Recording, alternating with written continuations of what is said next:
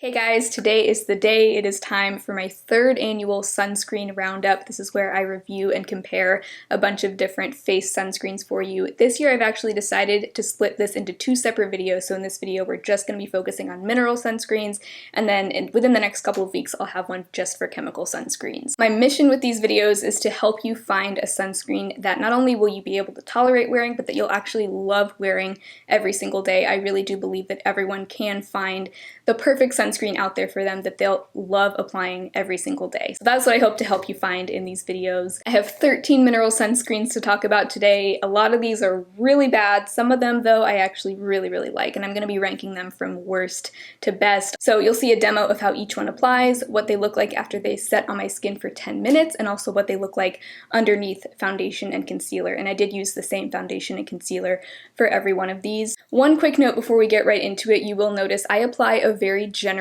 amount of sunscreen. Everyone really does need to apply a lot more sunscreen than they think they need in order to get the full SPF on the label. You know, there's different theories out there. Some people say 1/4 teaspoon for face and neck. Some people say 1/2 teaspoon.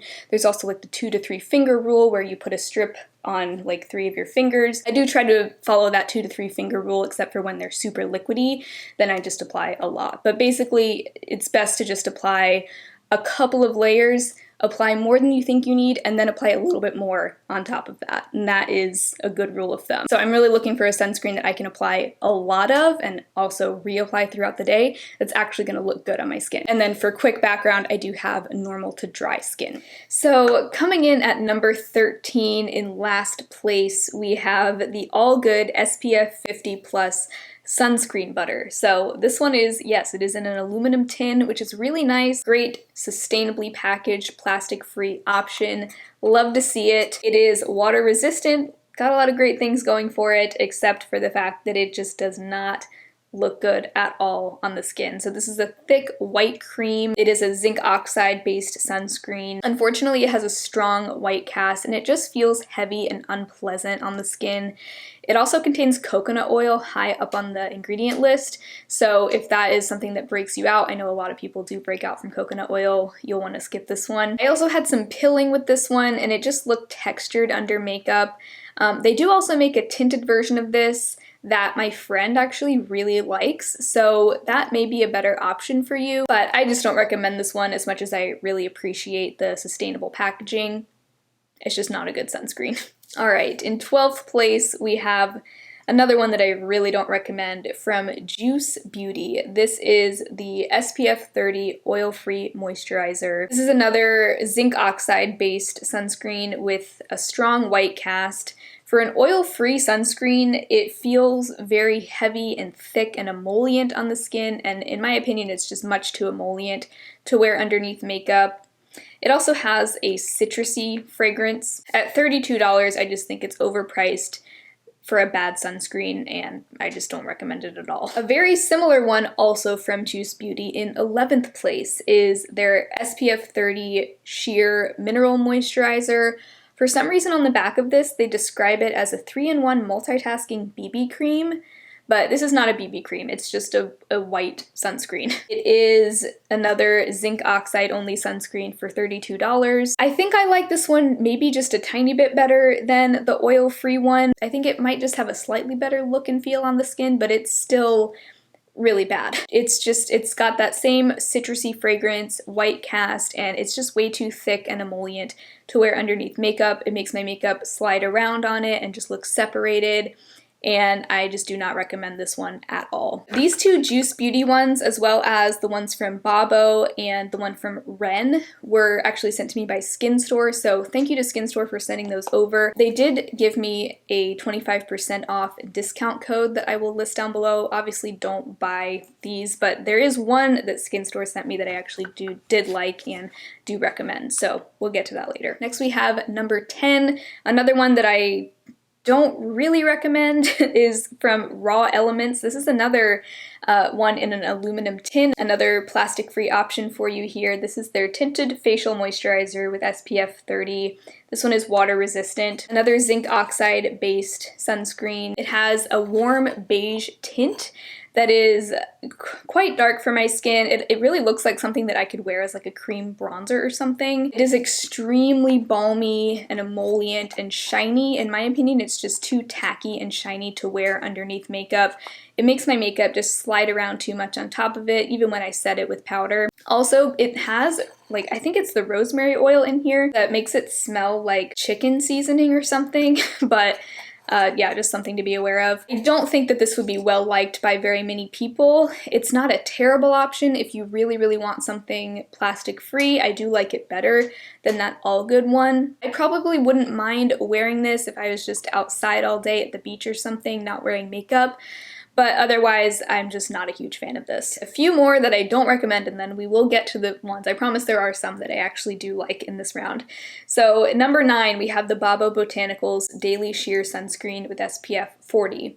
So all the ones I mentioned before this were zinc oxide only sunscreens. This one actually does have zinc oxide and titanium dioxide as the 2 active sunscreen ingredients. This one has a strong white cast, and you will see in the demo wow, it took a lot of work to get this to blend into my skin. The white cast does sink in slightly after 10 minutes, but it is still apparent even on my fair skin. It's probably your best bet to apply this in a few thin layers rather than a couple of thick layers like I did in the demo, but it's still just not very flattering. It has kind of a satin matte finish, but I don't like the way that it wears under makeup. It makes my makeup look broken up and separated. I do like that it's fragrance free, but I just think that there are much better options out there, and I don't recommend this one. All right, number 8. This one is another one that I don't recommend.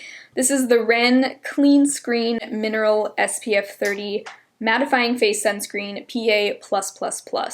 So this is an expensive one. It's $38. It's an untinted zinc oxide based sunscreen with another pretty strong white cast that does dissipate a bit after it sets into the skin. It feels a bit sticky going on. It looks okay under makeup at first, but it does just cause my makeup to look dry and cakey as it wears throughout the day. And it contains fragrance. I would describe the fragrance as kind of citrusy. It's not the worst sunscreen I've ever tried, but at $38 between the white cast and the strong fragrance, I just think there are much better options out there, and I would just never recommend this one. I really wouldn't. All right, number 7, we have another one from Allgood. This is in a tube rather than a tin. This is their Mineral Sport Sunscreen with SPF 30. This one is water resistant and is another zinc oxide sunscreen. So this is not the worst ever, but I still don't like it. It does leave a slightly streaky white cast, and it feels kind of sticky, not greasy, but just sticky. I don't like the way this one wears under makeup. It can kind of pill a little bit, and it just makes makeup look kind of dry. It is a really good value. It's 3 fluid ounces, and it is fragrance-free, which I appreciate. Slightly better than the previous ones I mentioned, but I just really don't enjoy wearing this one, and I don't recommend it. I just think there's better options out there, once again. Oh, and this one has coconut oil in it as well. All right, number 6. This is one that the brand randomly sent me. I hadn't even really heard of this brand before, but this is the City Beauty Skin Perfecting Daily Veil with SPF 39. This one actually has a really nice texture and formula. It feels like a mattifying primer that actually has a blurring effect on the skin, which is really nice. It has a slight peachy tint, but it does leave a little bit of a white cast even on my fair skin. It's not terrible though. On my skin, because it's so mattifying, it's a little bit drying, but it would probably work great for oily skin. Here's the kicker though. The price point of this is hilarious. This retails for $72, and it only comes with 1.28 fluid ounces, which for reference, average face sunscreens come with about 1.7 to 2 fluid ounces, so you're not getting a lot of product, and it's about quintuple the cost per ounce of most face sunscreens out there. So it also has a very strong perfumey scent. Even though the formula is nice, it's nothing life-changing, and I just cannot recommend this for the outrageous price tag. But if for some reason you were to get this for free or for an extreme discount, go for it, because I think it's nice, but I just don't understand why it's so expensive. All right, so we are now getting into the top 5, and I actually really like all 5 of these, but there is one clear winner for me. So at number 5, we have the Babo Botanicals Daily Sheer Tinted Sunscreen with SPF 30. I like this one a lot more than the untinted SPF 40.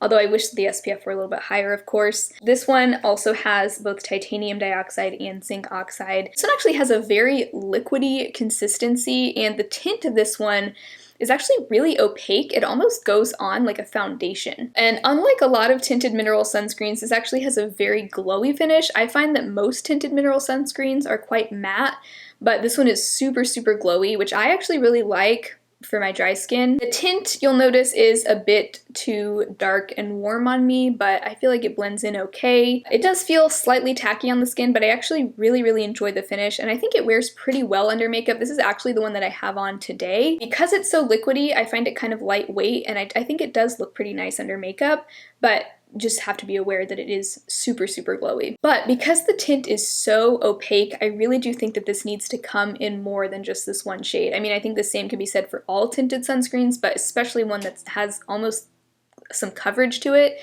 This one shade is just not enough. Unfortunately, this one also contains coconut oil, which again does break some people out. Overall though, this is really not a bad option. I do like it if you think that the tint will match your skin and you like something very glowy.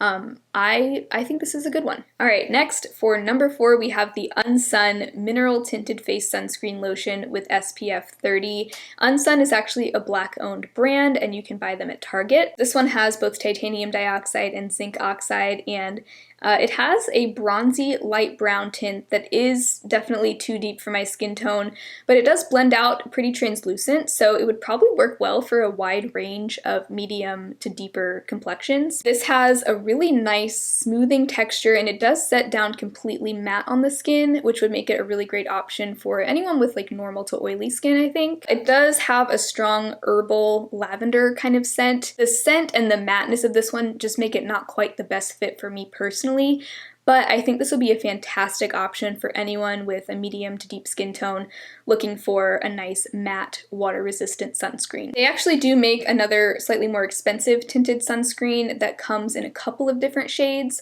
but this one in particular I think only comes in this one shade. Next up, number 3, we have another one from Allgood, and this is the only Allgood one I've tried that I like. This is their tinted sunscreen with SPF 30. And this is another zinc oxide sunscreen. I much prefer this over the non-tinted version.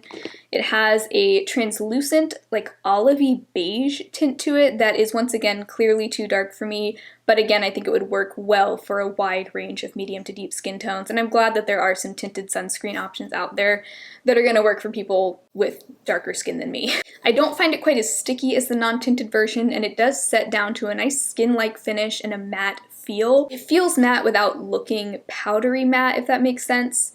I don't personally love it for my dry skin, but it is somewhat smoothing under makeup, and I think this would be liked by a lot of people, especially if you have normal to oily skin. I also love that it's water resistant, and at 3 fluid ounces, it is a really, really fantastic value. If you're gonna go with one from Allgood, I would recommend this one. Alright, for number 2, we have the Cocokind Daily SPF. This has an SPF of 32, and it is another untinted zinc oxide sunscreen. So this is better than a lot of mineral sunscreens that I've tried. It doesn't really have much of a white cast, but it does kind of gather a little bit around the hairline and the brows, so I do have to be careful in those areas.